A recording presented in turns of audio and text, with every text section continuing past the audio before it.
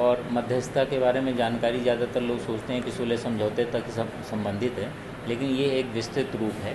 राष्ट्रीय विधिक सेवा प्राधिकरण नई दिल्ली तथा मीडिएशन और कंसिलेशन प्रोजेक्ट कमेटी सर्वोच्च न्यायालय नई दिल्ली द्वारा यह आयोजित किया जा रहा है।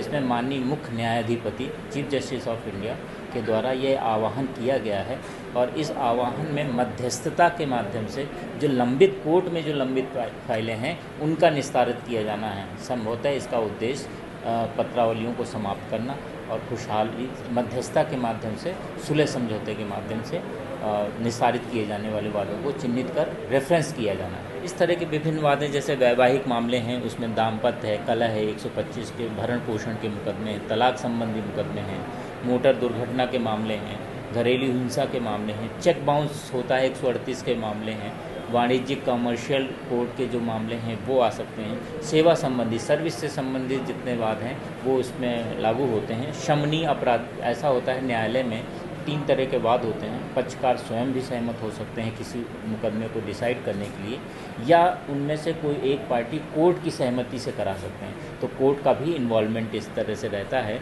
तो शमनीय आपराधिक मामले वो हैं जिसकी धारा 320 सीआरपीसी में एक लिस्ट दी गई है कि कौन कौन से मामले हैं जो उपशमित कराए जा सकते हैं। तो उसकी लिस्ट धारा 320 सीआरपीसी और आद्यतन रूप में इनएसएस में भी दी गई है।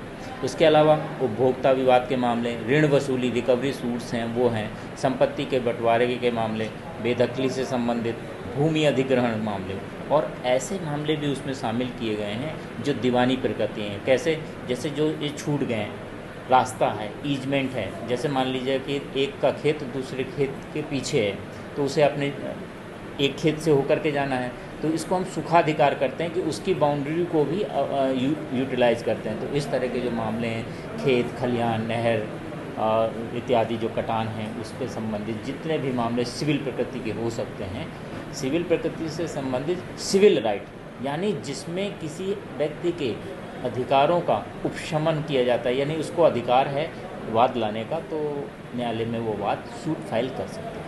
कर्ज के जो मामले हैं, जैसे आपने लोन लिया है और आप उसे चुका नहीं पाए, तो बैंक एक सेटलमेंट आपके साथ करती है कि हम इतना अमाउंट ले करके इसको कम्प्लीटली सॉल्व आउट कर देंगे। जैसे किसी ने 2 लाख रुपए ले रखा, किसी को 3 लाख, तो वो ब्याज के चक्रवृद्धि ब्याज और ब्याज के अंतर्गत बढ़ते चले जा रहे हैं, मूलधन राशि से भी ऊपर हो गए हैं।